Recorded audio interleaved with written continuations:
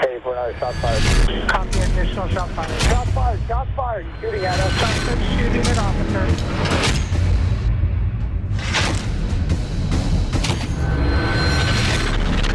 Suspect down. He's at the base of the stairs. White t-shirt, white male. Coming to you from Northern California. Negative K. Nothing further. Just This is the Shots Fired Podcast. Back on the town property case, and I'll be 76. With your hosts, Sergeant Kyle Schoberg, retired police officer Mark Redlich, and Deputy Billy. We are America's leading law enforcement resource for training and tactics from experts in the industry. Here are your hosts.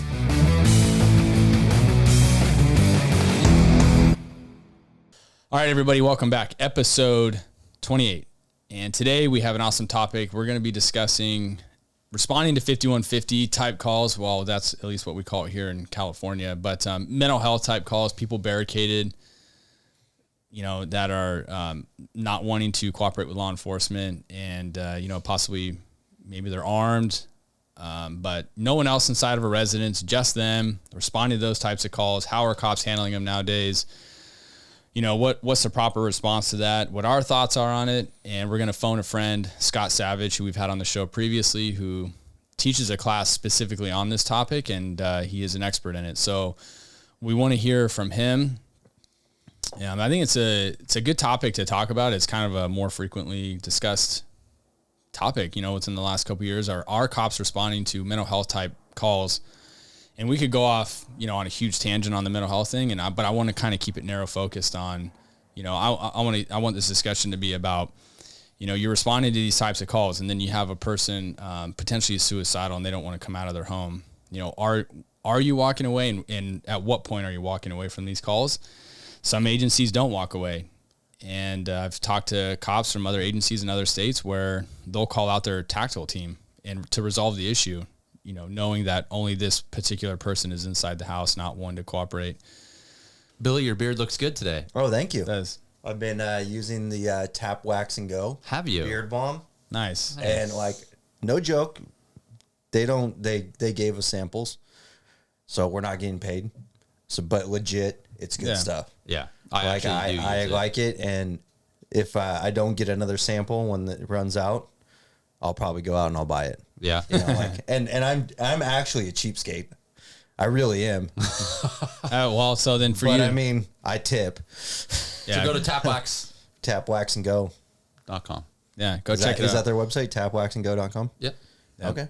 And remember, he does give back to local law enforcement charity stuff and goes back into the community. So that's cool. I'm guessing the law enforcement community is going to be talking about their mustaches, but there is a specific mustache oil or balm. What is it, balm? Beard balm. But there's wax. Mustache wax. Yeah, you got the mustache wax and the beard balm, which is what you've been using. Yeah. Actually, a lot of departments now are allowing beards, but... You've been growing your beard, looks like, for like 3 Dude, 4, I tried 5 that. weeks. I tried that. I used it in my hair. Did it turn out good? It does look actually pretty good. So I might just use the beard balm for my gel. You know what? Maybe that'd be expensive. I'm guessing. Maybe you can come up with the hair gel or hair balm. Yeah, there you go, dude. Let's Cody, let's go. Come on. Not get too with worried it. about the hair balm, personally. Yeah. Some skin shine? Yeah. Some wax. We'll rub some of that oil on there. Get that good old shine going. Yeah. And then, listen, we don't want to forget about Girls Barbecue. Check out girlsbarbecue.com. We've been using their rub on our meats that we've been cooking, and man, it's good stuff. So, and again, they don't pay us. Yeah. No, we're telling you guys straight up. They Testing. gave us samples, and we're testing, and we told you. We can give our honest opinion. Yeah. I'm gonna take that one home because I don't have much left of the other one. Yeah, so go check out girlsbarbecue.com. Maybe it's time you buy some from them. Maybe I should go check out their display. Remember, it goes towards her college fund, so help her out.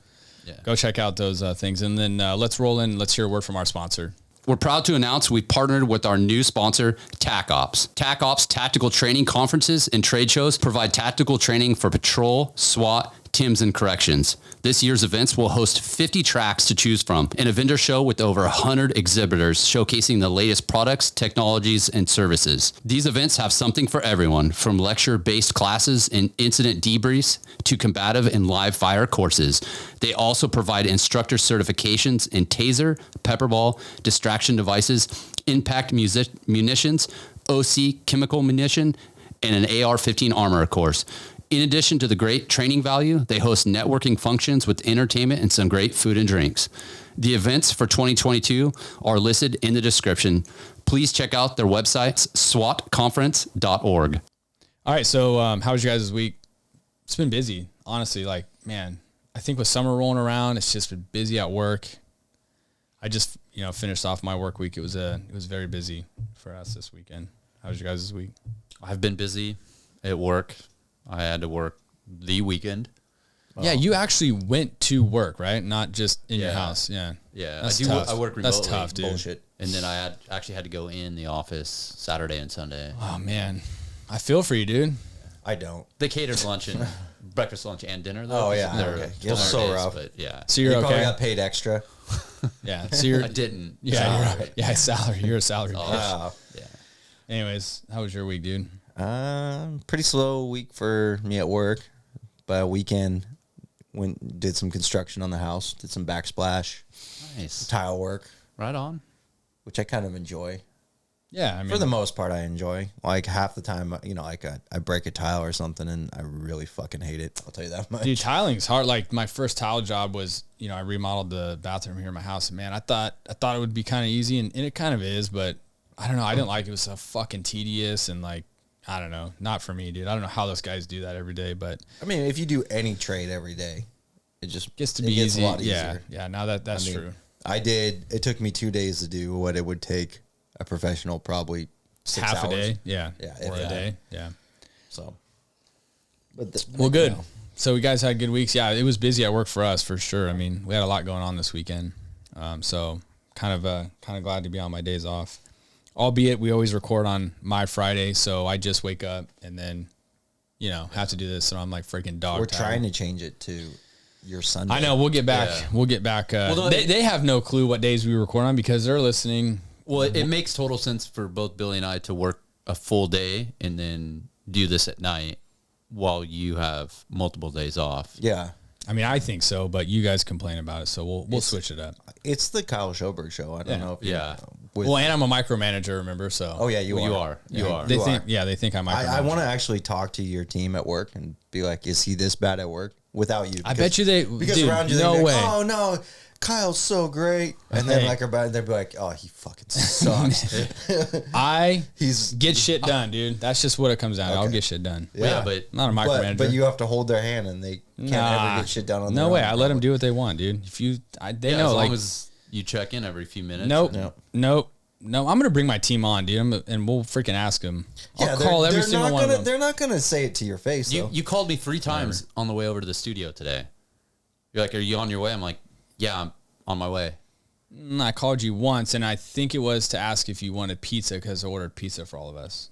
No, But it's all that good. was through text. Pizza and beer. Yeah, that was. I want beer. Very nice. Okay, I have one. I pulled out one listener question this week because we can what kind of is roll it? into this. I got asked 3 this week alone. I got 3 different emails from guys from all different states actually, and on tips for testing to become a canine handler. So I understand that doesn't relate to you guys, but I have tested to be a canine handler. you did? Yeah. Oh, okay. I didn't know that. Yeah. Maybe you can give a little insight on what your testing process was like. But Yeah. So I obviously, like, I had 3 people ask me all in the same week. Maybe it's freaking canine hiring fucking month or something. I don't know, but you should know that since you're the canine god.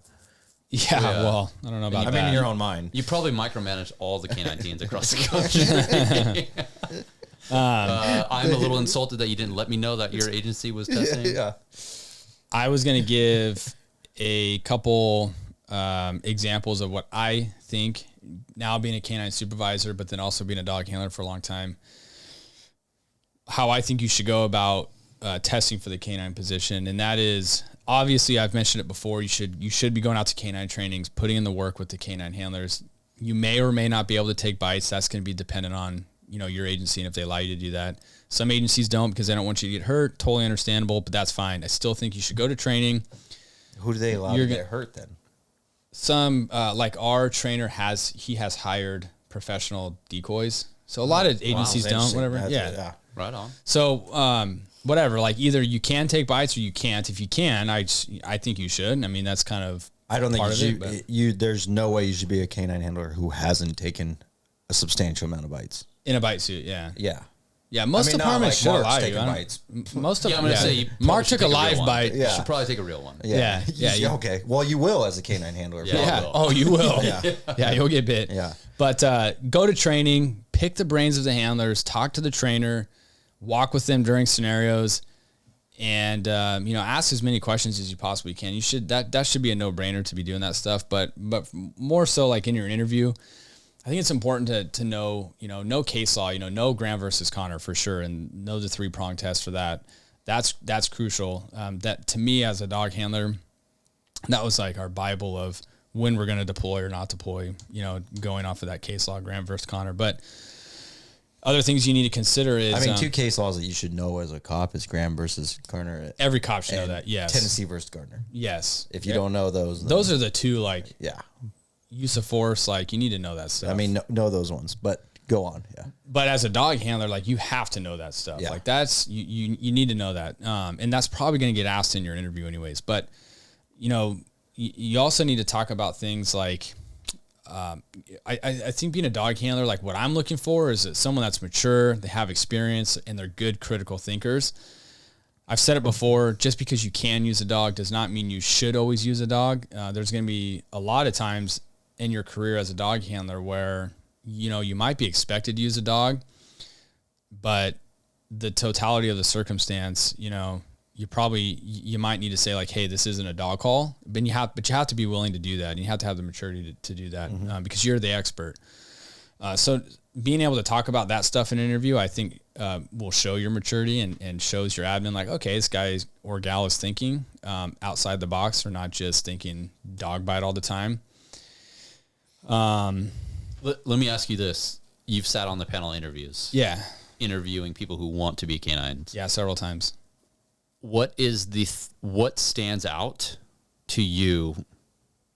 What stands out to you versus what does not? Like, Yeah, so what stands out? Yeah. So what stands out to me is guys that are unprepared. They don't know case law. They don't know canine policy. They don't know, you'll throw a scenario out there to them and, and like I just said, yes, you would be able to deploy a dog on this particular scenario, but I like to hear guys not just say, I would deploy my dog on that or I would bite that person. I want to hear you talk all the way through from start to finish and what you're thinking. And if someone is really just pushing the envelope all the time of, I would send my dog on that. I would send my dog on that. Like that's kind of a red flag for me. You guys do scenario-based testing? Yeah. Yeah, we do. So that's part of it. Yeah. Because I know, so I did it, probably 6 years ago, maybe not even that long ago. But I went through it and it was, interview. It was a physical agility test. We do not do that. And it was a scenario based, and it was multiple scenarios, and you drive up. I don't think we didn't have a dog. Oh, and then it was a canine compatibility test too. Yeah, we'll do that as well. Yeah, which I hope you do that. So there's just a lot that goes into it. Like it's not. I don't think it's just like your ordinary interview. It's not like a SWAT interview, right? Like It's way easier than a SWAT interview. yeah. I think that like whenever you, especially a department like yours, that is a little bit smaller. It's not a small department, but it's a little bit smaller. When you go to that interview, they know who you are. For sure. They know your background. They know how you work at work. Yeah. So you don't need to sit there and be like, I've done this, I've done that. Like, yeah, no shit, we all know that. Yeah, exactly. Maybe in a larger department like you worked and like I worked, maybe they don't know who you are, which is already should be a red flag. Right. For sure. They should know who you are. Yeah. But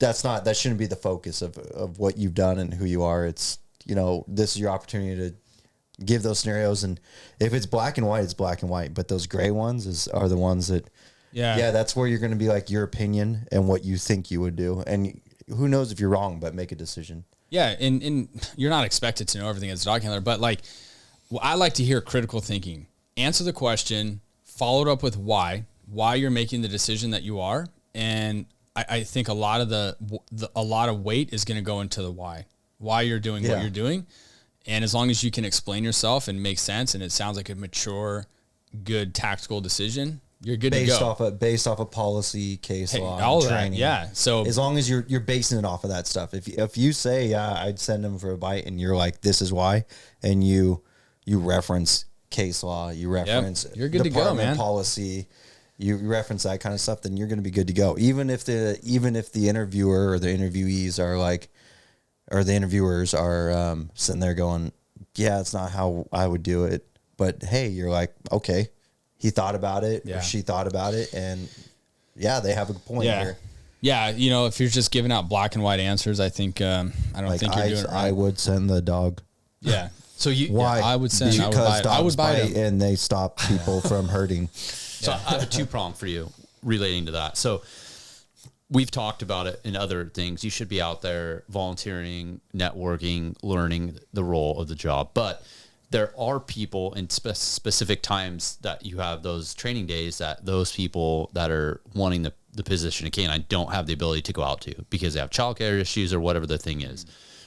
If they got the position, they could change their shift and all that, and they would make it work. So having someone that goes into an interview that has not had the ability to go out and catch or volunteer, is it possible for them to get a position, and how do they stand out? I think so. I don't think just because, you know, if you have circumstances where you just flat out can't go, maybe your schedule overlaps with canine training, you just can't go, right? We've had that. I mean, like, I would say that, yeah, anything can happen, but that's definitely going to hinder you. I think it's going to hinder you. I think How do you stand out then? I think you're going to have to stand out by how you're answering these questions and showing your dedication. And you're also going to have to prove, like, and show, like, hey, yeah, I have these conflicts, whatever now, but if I get the position, I can promise you that that will not be an issue. So probably talking about why you cannot be out there for training, why you're dedicated, and how it will change. My question would be, is your training is an all-day thing, like an 8-hour thing? All day, yeah. Okay. 10-hour day, yeah. 10-hour day. Okay, it's a 10-hour day. I'd be like, so in 10 hours, you couldn't make time. Couldn't carve out time. You couldn't come out for 2 hours. Yeah. Yeah, arguable. Yeah. That would be like, I would say, if you haven't been out to training and you're gonna fall on the childcare, this thing, like, hey, you need to. You're not making it.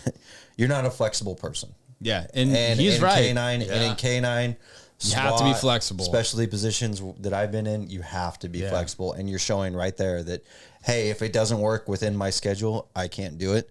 So I think from the get go, it's possible. It's possible, I would say. Sure, it's not a throw in the towel, but to me, I'd be like, oh, okay, it doesn't want it that bad. They don't want it that bad. Yeah, I agree. And I agree with that. And another part of it is you have to be a good speaker. You have to be a good representation in public because you're doing a lot of PR stuff with the dog. I mean, that's a huge part of that job. I would say probably the vast majority of departments that have a canine unit, you are going to be out in the public, you know, representing yourself, the canine unit, and your department. So all of those things go into play. You have to be able to do all those things. But maturity, I think, and just knowing what you can and can't do. And sometimes I think showing the bosses in an interview, like, hey, I would probably pump the brakes on that. Like, they want to see that because we're going in a shift with canine where some agencies are flat out getting rid of their units because, you know, this whole, which is stupid, but go ahead. It is crazy, right? But I'm not going to get into that.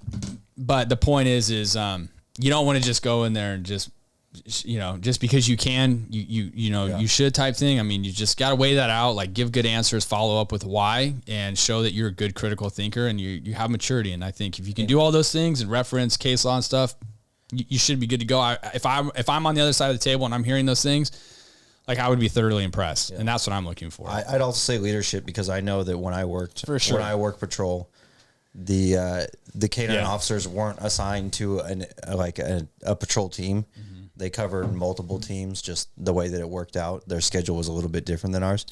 And you look towards them for answers. And usually on use of force or sometimes it's the tactical stuff and things like that, because your SWAT guys for us our SWAT guys are a full-time team, and they're not responding to every single call. They might be at home, they might be, training or in a whole nother area. K9's gonna be there. Yeah. So you'll look to them and be like, hey, for us at least, K9 will be there. I know some smaller Same with departments us, it's not that way. And you'll be like, hey, what should we do? And they'll be like, oh, you got to make that decision. Yeah, And you're I've in charge. seen sergeants go That's up where the to- critical thinking comes in. You have to be able to do that. I've seen supervisors go up to K9 like, hey, what should we do?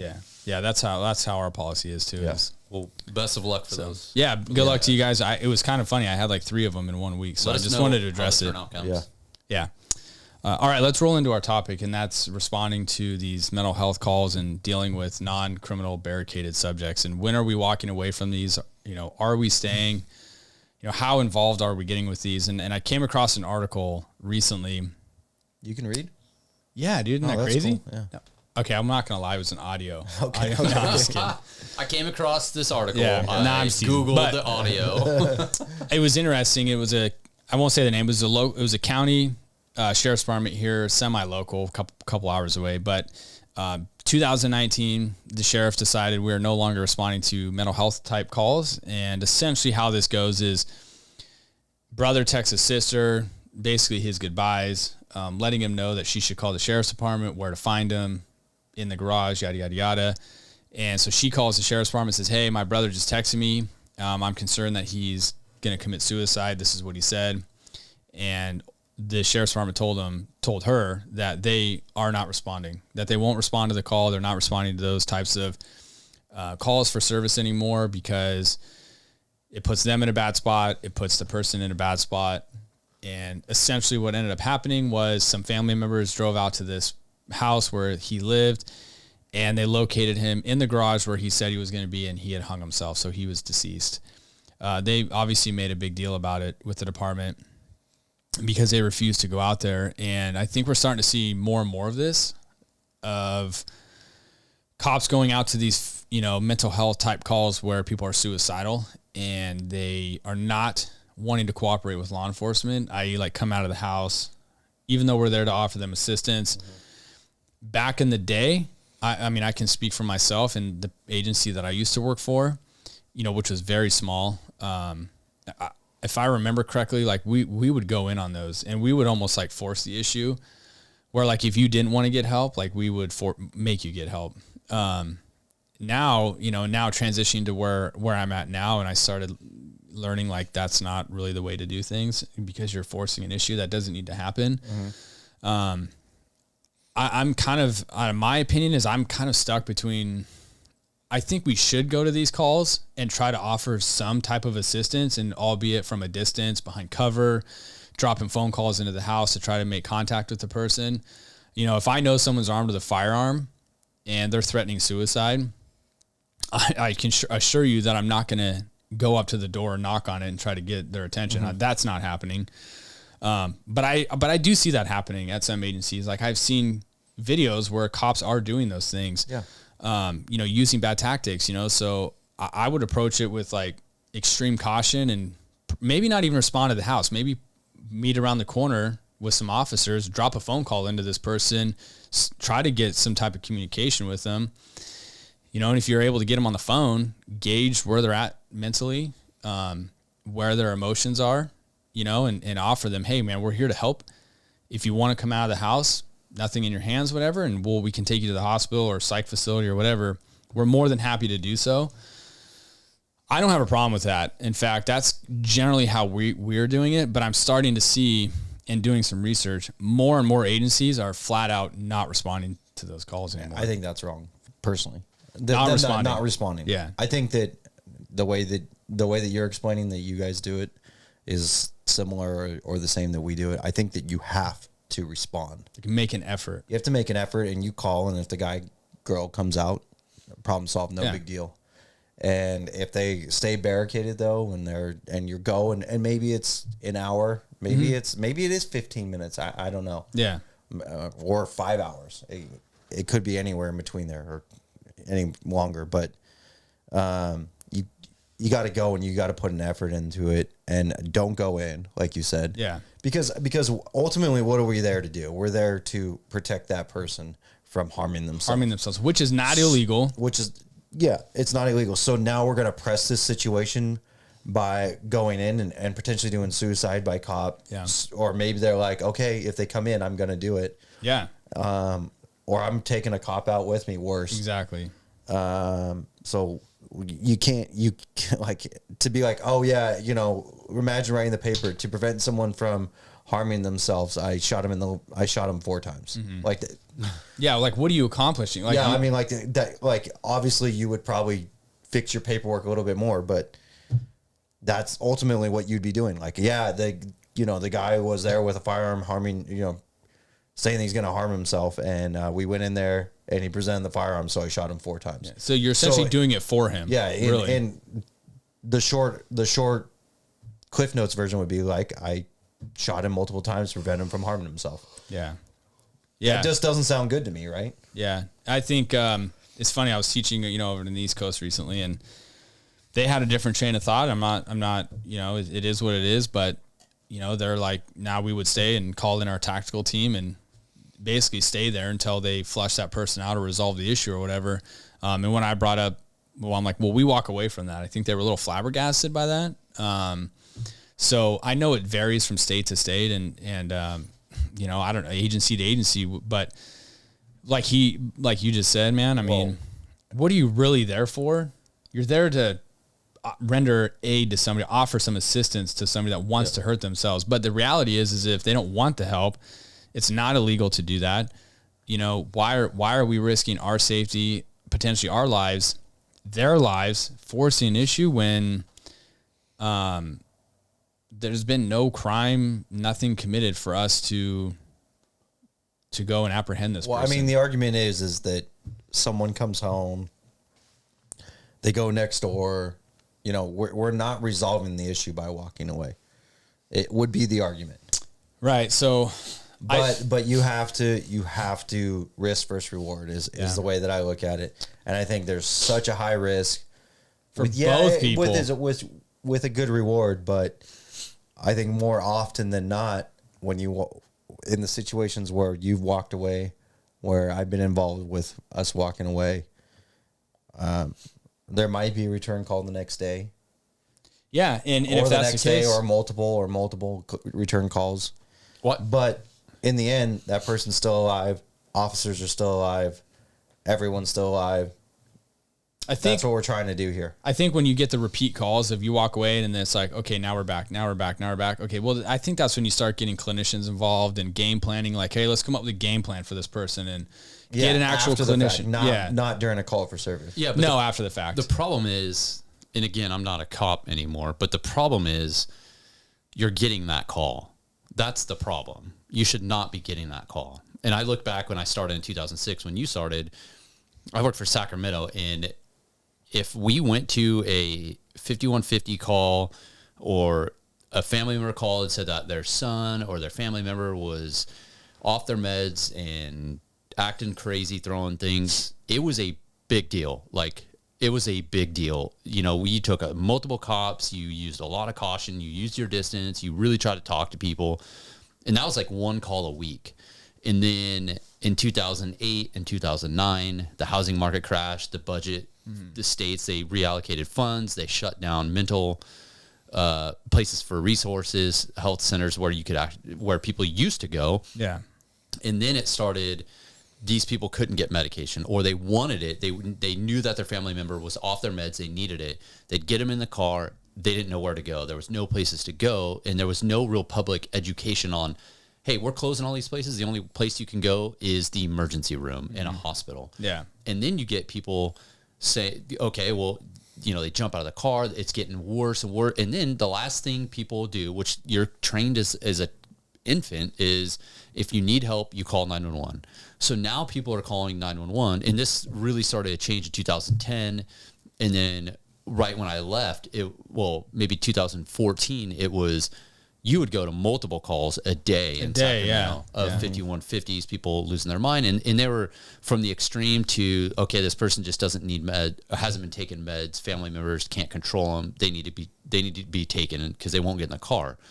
So I think what it comes down to is the fact that people are calling 911 for the police to intervene in a situation that non-criminal should not be going. And I look at it from a citizen where if my family member was having a mental crisis, was breaking stuff, was off their meds, I knew they were suicidal and they're losing their mind, I would not want to call 911 because I know cops are going to come, and I was a cop. So I know when you get there, you are in charge. Your safety is paramount. Like, you're going to protect yourself. You're going to answer. Like, it just doesn't go well. Like, law enforcement, in my opinion, at this point, really should not be involved. There needs to be more resources. But who is? Because, I mean, like, you can look at most departments, the department I currently work for, we have critical incident teams or whatever. We have mental health teams. And that is teams, mobile crisis. Yeah, we have a law enforcement officer with a social worker. And we have that now as well. And they're not 24/7, but they're out there majority of the time, and we're working on getting more and more and more. But other than that, that's still law enforcement based. We still have law enforcement going because you have to have law enforcement go into these, because you have someone who's potentially violent, who's potentially harming people. Who's going to handle that? But in another aspect, you have violent people that are in a hospital. They're violent people. Yeah, but a violent person at a hospital hopefully has been searched. Hopefully doesn't have a fire. It's more of a controlled environment. Doesn't have knives. Yeah. I would hope that's a controlled environment. They don't get searched in hospitals. But I see what you're saying. But what I'm saying is how many people in hospitals have guns? Guns, weapons. It happens. It could happen. It does happen. It could happen. But everything happens. But when you go to someone's house, how many houses have guns? Yeah, but I think the root of the problem is, I mean, I don't have a full real, I'm not going to be able to back everything up for a specific answer, but what I can back up is that resources need to be allocated to something different where I family agree members with you can on call something, a different entity, a 221 or some other number, like, hey, I'm having a crisis, and then they send those people out that are trained professionals, and then if those people need help. But I don't think those people are going to go to someone who's potentially violent. Personally, like, I think that the way that the teams that we're talking about with social workers and a law enforcement officer are the way to go right now, though. But if you could get it, and I know there's going to be this time period where it's going to be really shitty, but if you can get people resources and get things to level off, and then implement that specialty team or county or 222 or whatever number, and then it's like, okay, well, we can go to this, and it's not that bad, and now people know these resources. There's going to be a time period where it's like, hey, it's going to be sketchy. Like, we're going to have to work with the cops. But at some point, I think the cops need to phase out. That's why I want to call Scott on the phone, because he's an expert in this field, and I want him to discuss what are the liabilities that we hold as police officers and as an agency from walking away from stuff like that. Okay. I'd like to hear from him too, because he is definitely an expert on it. So let's give Scott a call. It's good. I like the way you explain that, because... All right, hold on. Did you just shush me? Yeah. Micromanaged you. Yeah, makes more sense. You got micromanaged bad. Yeah. Kind of getting used to it, though. Scott? Hey, Scott, you there? Can you hear me? I can hear you just fine. Hey, man. So thanks for letting me call you while we're in the middle of doing our show here. I've got Mark and Billy here. And hey, guys. Hey, what's going on? Just so real quick before we get into this, Scott, I know we've had you on the show previously, which, by the way, I know we need to re-record that because our audio was a little off on that one. We were rookie podcasters at the time, but we're professionals now. I think we have a better grasp on what we're doing now. Listeners. No problem. Can you just give? I gave a little breakdown of who you were and kind of what you teach and what you have to offer, and especially during this discussion that we're having on this whole mental health thing and responding to essentially, like what you define as a non-criminal barricade and cops walking away from that, and what liabilities do agencies and cops have from disengaging from calls like that. Can you give a little breakdown of your background? Yeah. So my name's Scott Savage, been a police officer in the San Francisco Bay Area for 22 years. Got a few more left, and then I'm going to retire. And then a few years ago, I launched my own training company called the Savage Training Group, with a simple but lofty goal in mind. We just wanted to raise the bar of law enforcement training, just like I'm sure you guys would agree. Some of the training that's out there is just sort of vague instructor opinions, maybe heavily PowerPoint driven. It's just not really what, cops in this day and age need, because the way we use force on people is under scrutiny like never before. And I got interested in this topic for really one reason. I remember the day I was standing at a scene as a young patrolman, and the guy's in the house and he's got a gun and he won't come out. And I was on the SWAT team at the time, and I'm thinking, this is awesome because we're definitely going to get activated and we're going to go do cool SWAT stuff to this guy. And I remember over the radio, this commander said, "Hey, we're going to pull back, like we're going to leave." And I almost couldn't believe what he was saying on the radio. Truthfully, I was thinking, this guy's a wimp. This commander doesn't want to use SWAT or something like that. Yeah. And all these things went through my head, which was like, well, wait a minute. We have a duty to go in there and protect this guy from himself. That's what we've always done, right?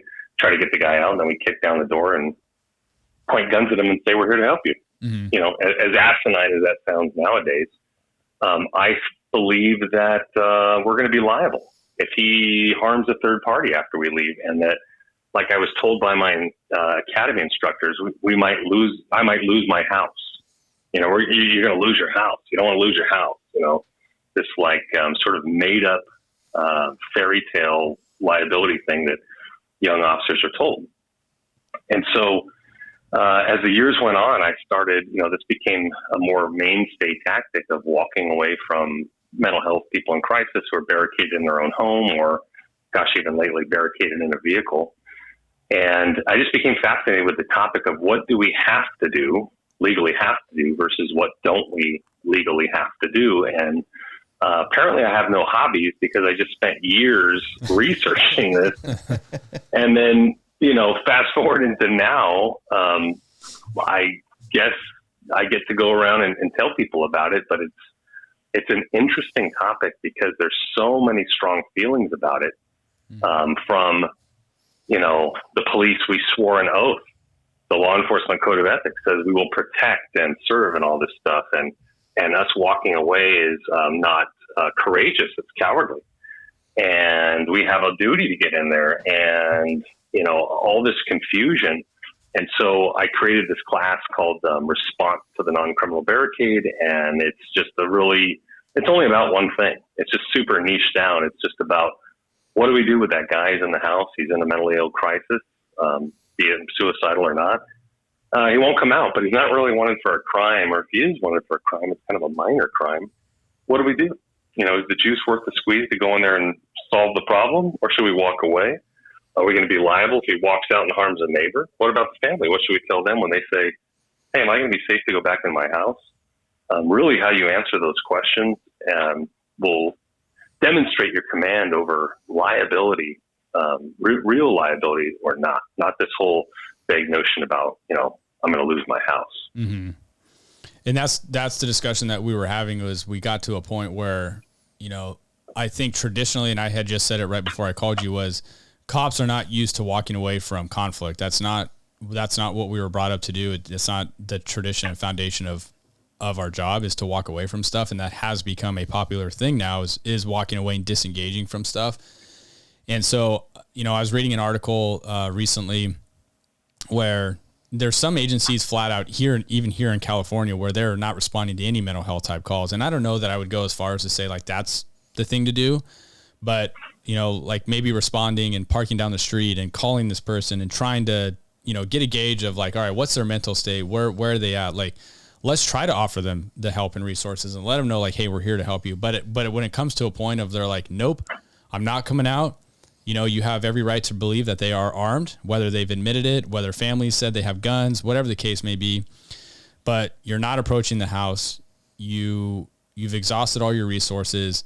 And it's gotten to a point of, okay, we're either leaving or we're doing something. I think the hardest part for cops to do is to say, okay, we're leaving.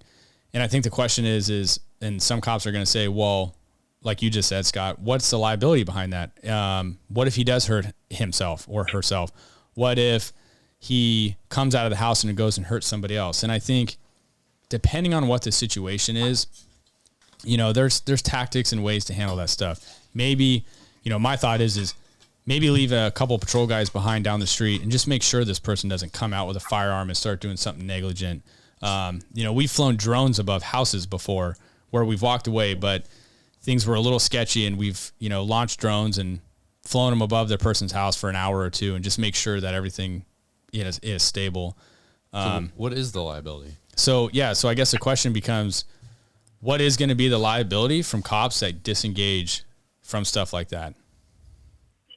Well, when you register for the course, I'd be happy to tell you. No, I'm just kidding. Great answer. Wouldn't that be hilarious? That was dude, that would be like a That was awesome. Yeah, that'd be like a wah wah. I actually love it.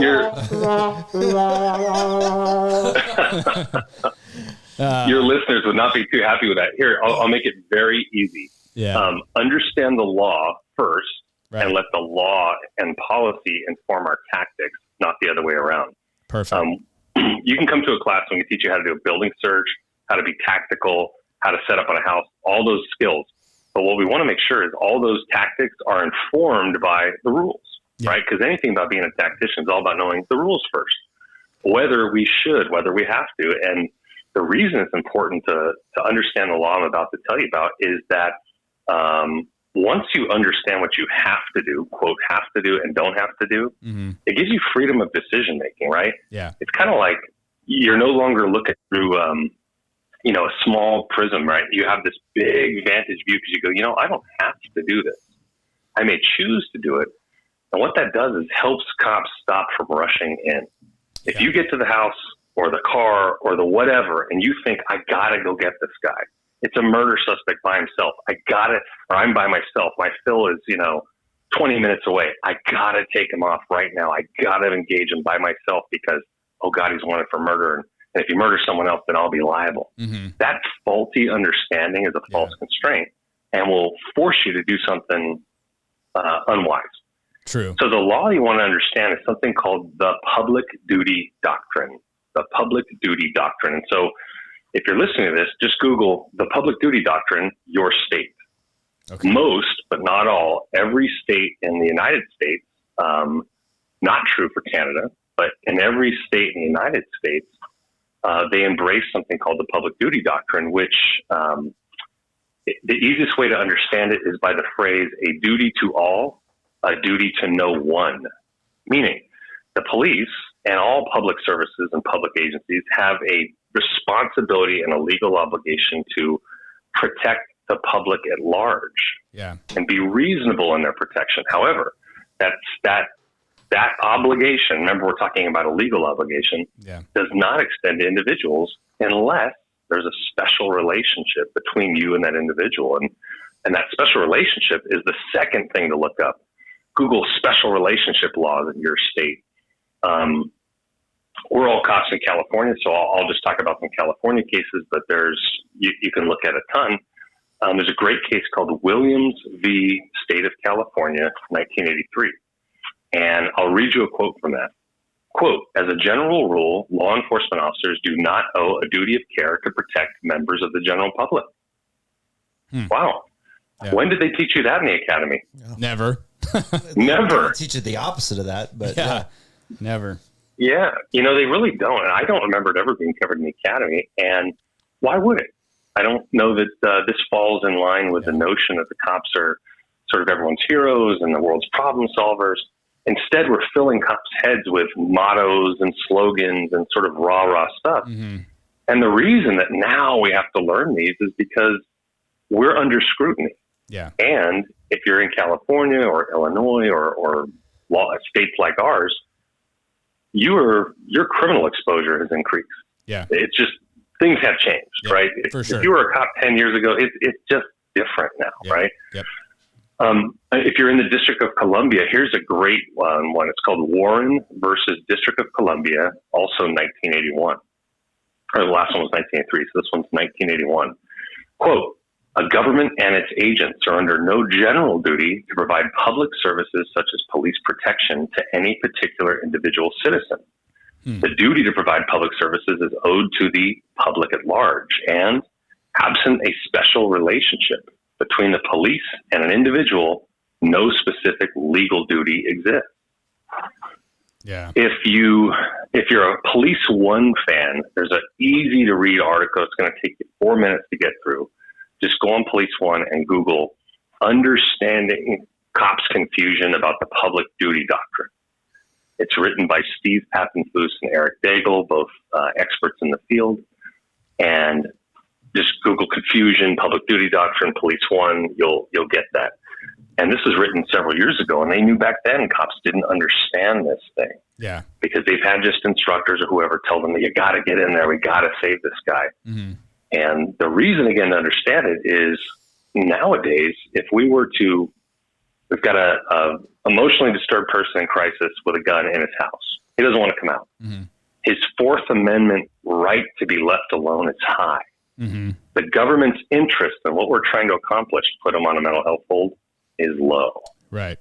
If he says, I don't want your help, but, Billy and Kyle, they say, no, God dang it, we're going to get you that help that we want you to have. So they kick in his front door and they search for him, and, well, he's got a gun, and they have their guns out, and they end up getting into a shooting. Mm-hmm. The courts are going to look at what were the Graham factors here? Yeah. Crime, threat, resistance, escape, evasion. It's all in the suspect's favor and none in yours. And we just talked about Graham versus Connor before calling you. Oh, of course you did, because you guys are squared away and you're on top of this stuff. But for the folks that aren't, it's important to understand this, because can we legally use force on someone who hasn't committed a crime? Yes. The law is very clear on that. However, how will that force be looked at by the courts? It is just picture two scales in your hand. One scale, the person's Fourth Amendment right to be left alone, is very, very high in his own home. Yep. Less outside. Yep. And then what were we trying to accomplish? What major crime were we trying to solve? Well, he was wanted on a mental health hold. Yeah.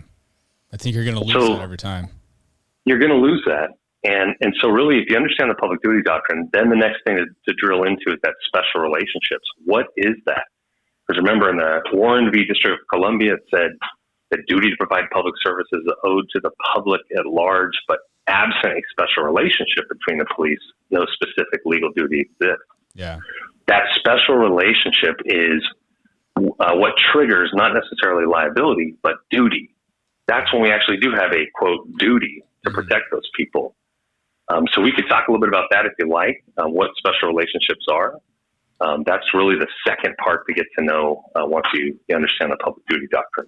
Yeah, and if you want to touch on that, I mean, go ahead. I think the biggest point to what you're saying is just you're never really taught to walk away, and especially nowadays. I mean, there's a new generation, I think, of law enforcement officers getting in this career where it's like very gung ho, and the thought of walking away from something like that is some people just flat out can't wrap their brains around it.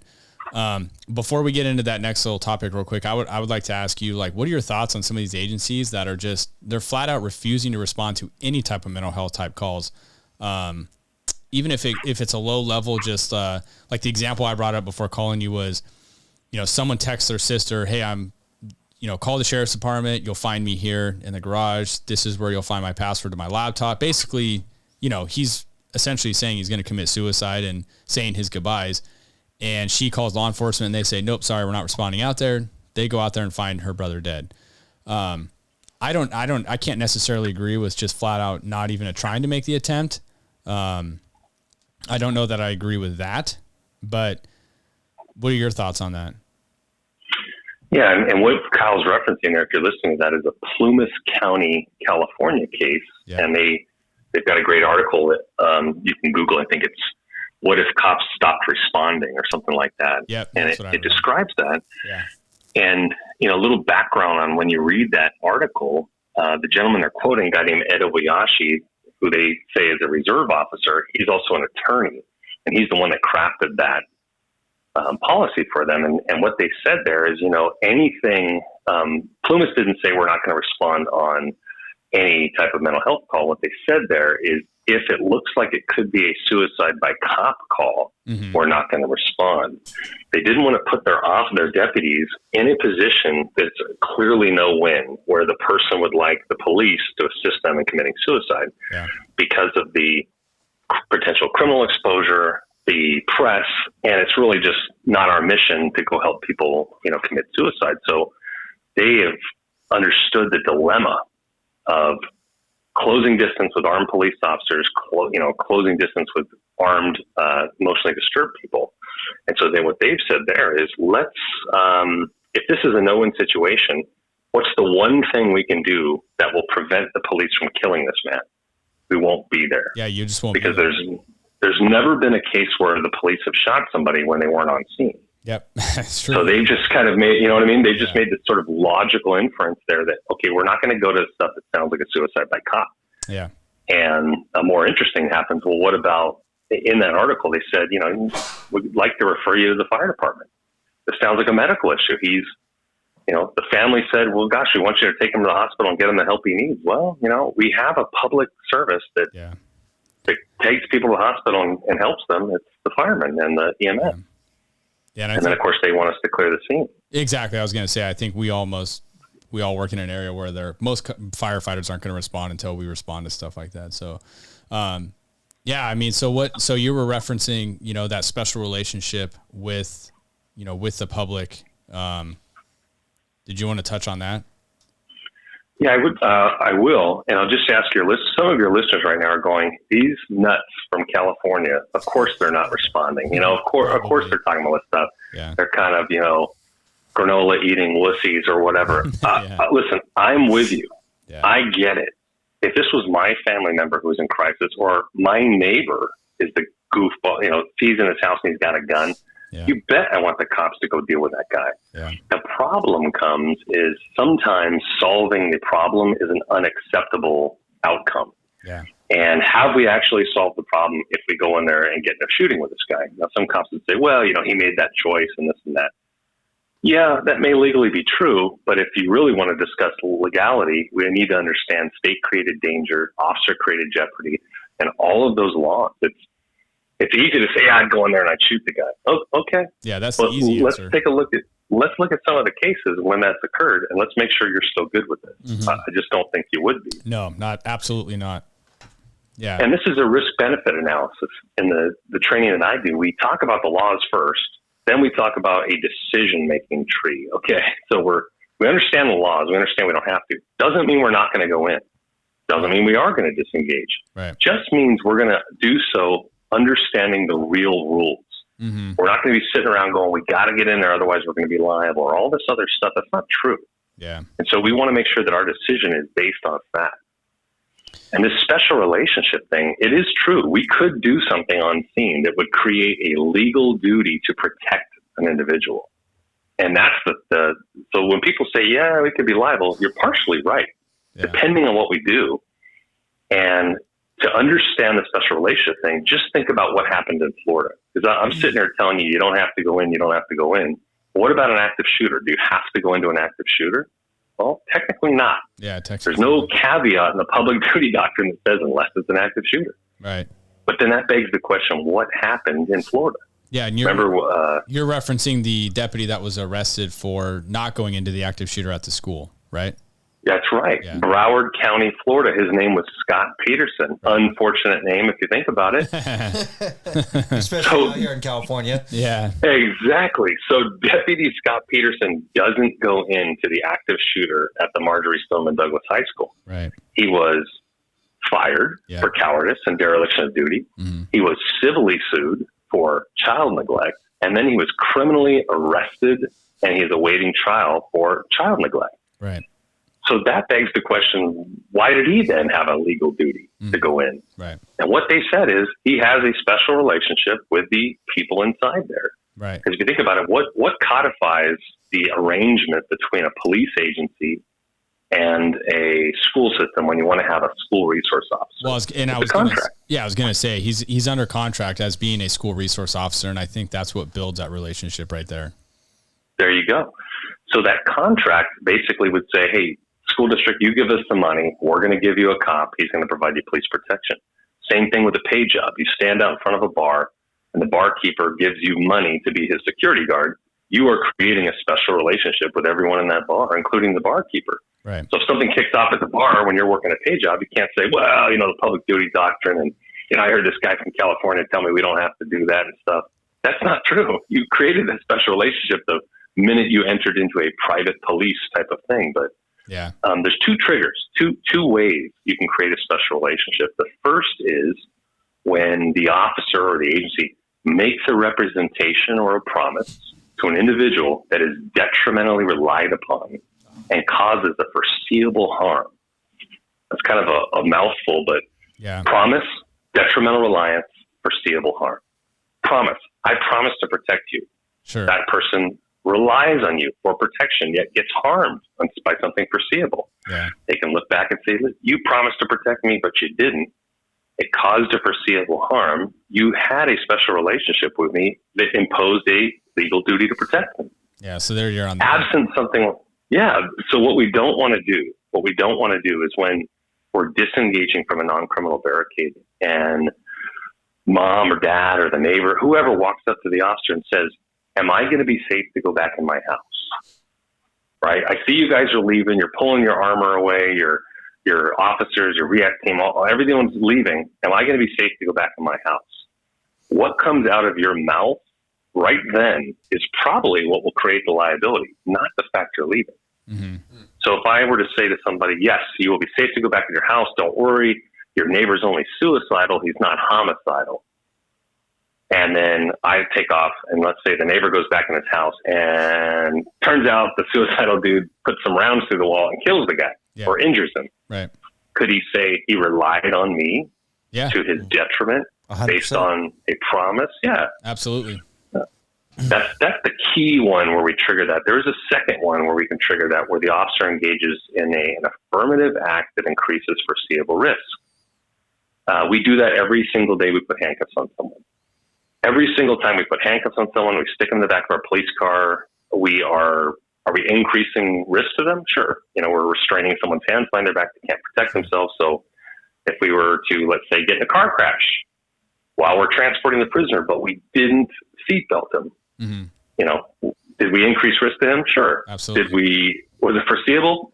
It's so foreseeable they put a seatbelt back there. So those are really how that law works. So big takeaways are this: is if you're going to disengage from a non-criminal barricade, have a policy, have a method, have some training in it. Mm-hmm. Don't leave this to some poor young sergeant to have to figure out in the middle of the night when this thing's kicking off. Billy's pointing at me. Hey, I was that sergeant before. I get it. Yeah. But it's just, let's understand all of the tactics and a re-engagement plan, how we're going to connect this person with services later. What is our matrix for making the decision?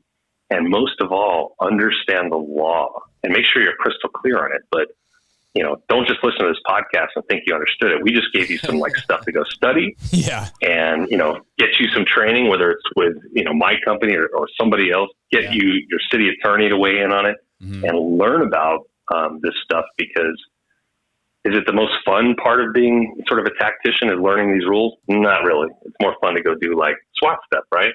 But this stuff is where the money is really made. This is the stuff that's going to keep you out of hot water and inform your tactics. And, once you understand this stuff and you're on scene, you're going to look like a rock star, because you're like, hey, actually, I know how these laws work, and I got some training, and I know a process for doing this. And you're right. Not everyone's going to love it. There's going to be people that accuse you of all kinds of things, or we have to get in there and that stuff. But, if you're a modern officer and you're trying to sort of embrace modern ways, this is how the world is going, whether we like it or not. 100%. This is the stuff that saves your house. Yes. That, there you go.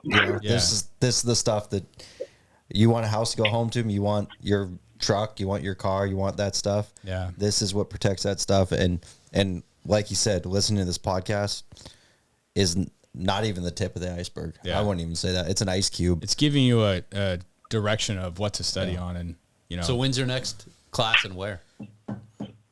Well, if you go to savagetraininggroup.com and you look at the training schedule, there's classes all over the place.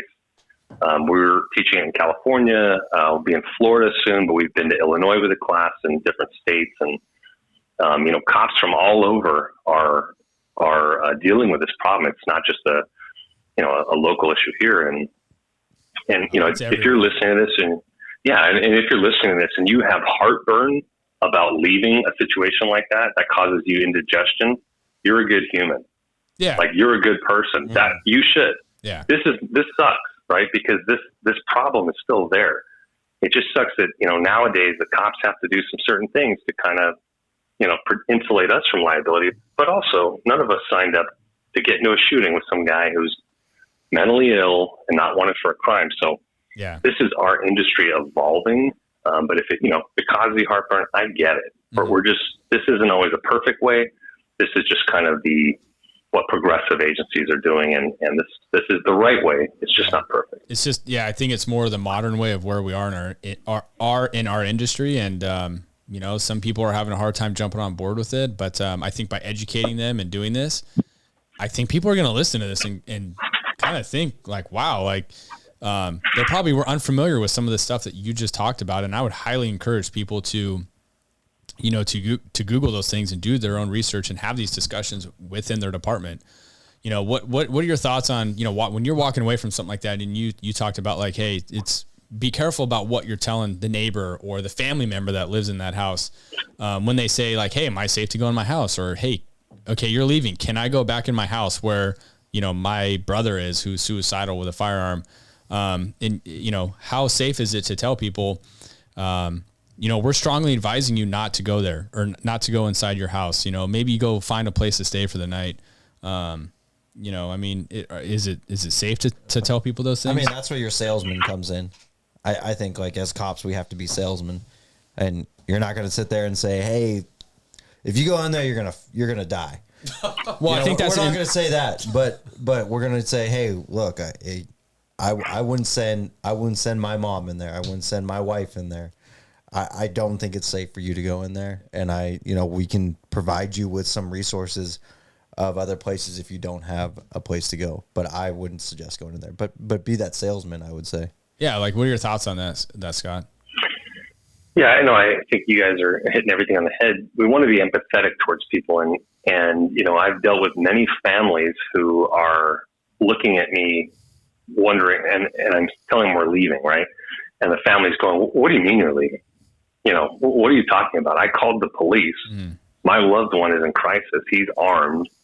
What do you mean you're leaving? It's just so outside of what they ever thought we would do.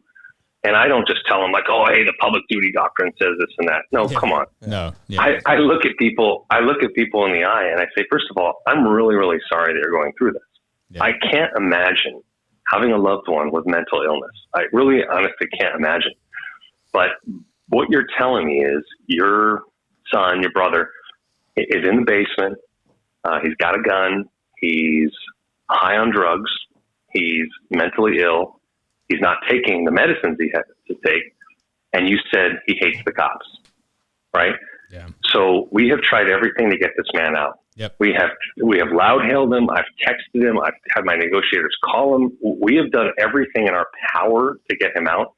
And I don't have another way or tactic to get him out and get him the help he needs that doesn't involve a very, very high likelihood of us shooting him. Mm-hmm. And they say, well, I don't want you to shoot him. Exactly. Yeah, we don't want to either. Yeah. We don't want to either. And the only thing I can do that will promise that the police will not shoot him right now is us leaving. Yeah. I can't tell you to go back inside the house. I can't tell you not to go back inside the house. I am not going to prevent you from rendering aid to your loved one should you choose that. I can only tell you what I would tell my family if they were here, which would be don't go in the house, right? But we're not going to be here and we're not going to stop you if you try. And we're going to leave, but I want you to encourage you to call 911 if a new emergency develops. Now, that's my speech to them. Yeah. What we do after that, as far as if we're going to leave an unmarked down the street or we're going to put a drone up or we're going to do whatever, I don't share that with the family. Yeah. Because I don't want them to interpret that as a promise. Yeah. Like, oh, they're going to leave a cop down the street or they're going to do this. No, I don't share any of that. Right. And I think that's an empathetic way of demonstrating, caring, professional,ism, and not making promises, right? Yeah. And people tend to get it. Some are belligerent and angry and say, you guys are not worth anything. Mm-hmm. Okay. I understand that. Most people seem to kind of understand. And then, we do some things behind the scenes that are our tactics that will still bear on the situation because we haven't really solved the problem. We're just leaving. Yeah. as far as re-engaging and all that stuff. And we have some handouts and some cards that we give to people. And when you come to the class, we have like a sample police report because we really want to document this one pretty darn good. This is something where we think it was so violent in nature, potentially violent, that we're going to leave to avoid a violent confrontation. We don't just want to leave and then like dump this one on night shift or day shift or whoever's coming on. So you might want to document what we did, how many times we did it, what phone numbers we called. That way we have a nice little package in case we do get the second call out there. Yeah. Yeah, man, that's great information that you just provided, and it's very educational. I hope that anybody listening to this does the research on that. And I think you're right. This is the modern way of doing policing, and you may not like it, but yeah, I think you have to be willing to kind of adapt to these types of things. So, thank you. Yeah. Thanks, Scott. I mean, I can't thank you enough for sharing that and coming on and taking time out of your night to talk to us. Real quick. And those who can't make it to like one of his in-person training, he does have, you have on-demand. Yeah. Training, you have online correct? training, correct? Right. Yep. We have an on-demand version of that course. So if if you look on the course schedule and you can't make it to somewhere we are, you could host us. We'd be happy to come out to your town. But if you can't do that, we've got an on-demand version of the course, and you get access to all of our materials. And we give out like a Dropbox folder that's got laws for individual states and sample this and sample policies and police reports, all kinds of stuff. So yeah, one way or the other, we want to get the info to you. That's awesome. Yeah, no, that's great. So check out Savage Training Group, Instagram, Facebook, social media. It's all Savage Training Group, and plug your website one more time. SavageTrainingGroup.com. Perfect. All right. Damn. It's all Savage Training Group. Savage. We've been working with Kyle to kind of fix that. I know.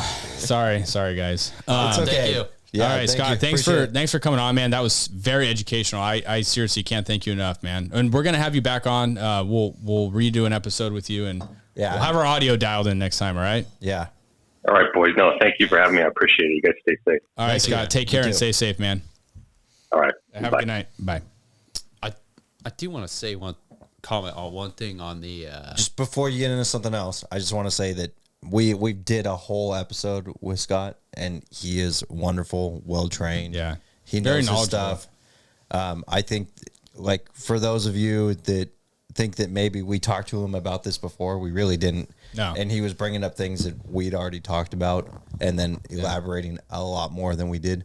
Just because he knows this stuff. He's truly is an expert on it. I mean, this stuff makes me smarter as a patrol sergeant, as a cop. Like, I mean, even you, listening to this stuff and like this whole podcast, like we're educating ourselves as well when we're doing this. And I mean, that's what it's all about. Every day I learn something new. That was super informative. I guess we could take her. One of the, come on guys. Sorry. Get with it. One of the interesting things he was talking about, once you make that promise as a school resource officer, yeah, I find that interesting. I took a training class November 7th, 2018, and I took this picture off of the screen, and it for those that are just listening, it just shows a picture, and it's a mom, and she's the mother of a deceased Columbine student. Mm-hmm. This was an interview that she was quoted in on 60 Minutes, and she recorded this in April 17, 2001, and she was reported quote saying, "And if you're going to tell my child to stay put, that you're coming to get her, then either go in there and do something or take off that uniform and find another job. But that day you were a cop, and that day you chose to stand by and listen to a homicide." Like, that's pretty powerful to say, like, hey, if you're a school resource officer, you better know if you have that promise, you don't have that option. I mean, we could do a whole nother episode on that, honestly, because the simple answer is kids, you got to go. I don't. Yeah. Like, I just thought that. No, I mean, like, there's things you go like, hey, I'm not putting my life. Like, obviously, we put our life on the line every day, but I'm not almost guaranteed putting my life on the line for that. Yeah. That I am. Yeah. It's one of those things where, and if you're not willing to do that, then hopefully there's no schools in your jurisdiction. Yeah. Don't become a school resource officer. Yeah. And don't become a tactical team. Just if you have, like me, have a correctional facility you can work in, then go work at that correctional facility. Yeah. Go work in somewhere away from the public, because you as a cop, kids in danger. You go. You go and you go as hard and as fast as you can. Yeah. Okay, so you guys have been given some ideas and some case laws and some laws to do some research on to kind of to back your play on these types of calls. And I think you have to be willing to adjust to new laws that are out there, new tactics that are coming out. And, maybe, if you're not disengaging from these types of calls, maybe you were educated on doing some research on why you can disengage and some of the liability aspects behind it. But most importantly, Billy's mentioned it. You have to know your department policy and, know your state's laws. And like you had mentioned, like maybe your policy is way out of date with this stuff and maybe you need to go back and look at it. And maybe you're listening to this and you're not a supervisor, but that is something that you can do and you can bring it to the attention of your command staff or, your supervisors. You don't have to be a supervisor to realize anything that you see as an issue, as long as it's based on facts. Sure. Right? Yeah. If you're day 2 and you go and they're like, you're going to go through all of our policies, and you go through a policy and you go, hey, this doesn't make sense right now. Day 2, you should be like, okay, and I'm gonna send it to my FTO, and maybe my FTO shuts it down, and it's something I'll address later at that point. Yeah. But that's something that I say that doesn't matter if you're the chief or day 2. Yeah. It's a good discussion. I think this is a very good discussion. It's a hot topic lately, and hopefully this brought a little bit of education to people. Yeah. To at least do some more research on, at the very minimum. Like Scott said, or get some more. I mean, this podcast isn't the end all be all. Go to Savage Training Group. Honestly, like again, that's another company that doesn't give us any money, doesn't give us anything. We just believe in it. Yeah, and here's the thing, like we don't plug a whole lot of training companies because I think there's a lot of, because you want to plug your own training. No, but because I know that there are bogus, training companies out there who don't have the credibility and experience to be able to talk about what they're talking about. And I don't believe in that. And so, I believe in Scott and his training business. And, he's always willing to talk to us and share insight, and he knows what he's talking about. So go check him out. But or prove us wrong.